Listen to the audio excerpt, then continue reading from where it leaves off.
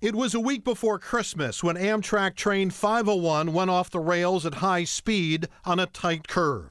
It killed 3 and injured 70.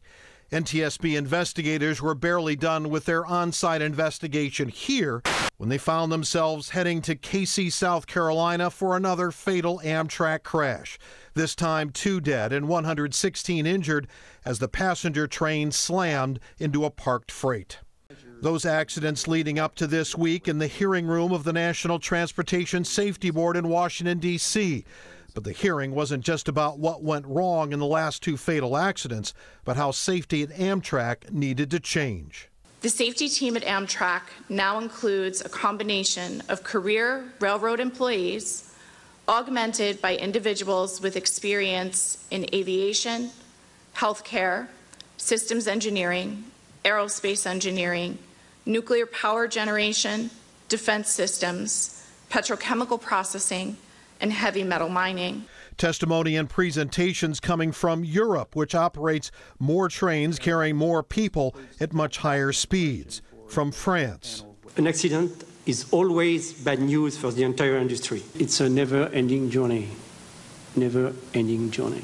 The journey will never be over for aviation either, but here's something to keep in mind. The woman killed by flying engine debris aboard a Southwest Airlines 737 in April was the first fatality aboard a U.S. airliner in 9 years. NTSB Board Chairman Robert Sumwalt is a former airline pilot himself, summing up 2 days of testimony. And so I think there's a long way to go in general in the rail industry.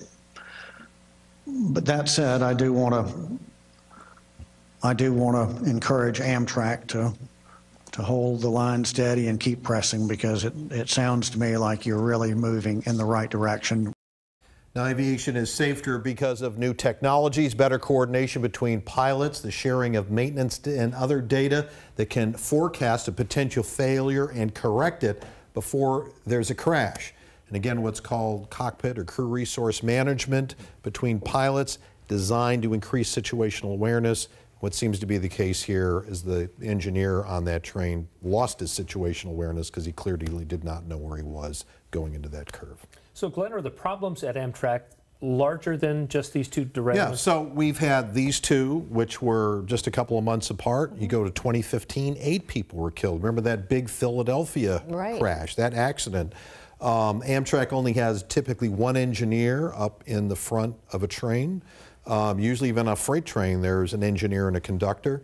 So we've seen a number of fatalities like that. That Philadelphia crash, also a train going into a tighter curve way over the speed limit.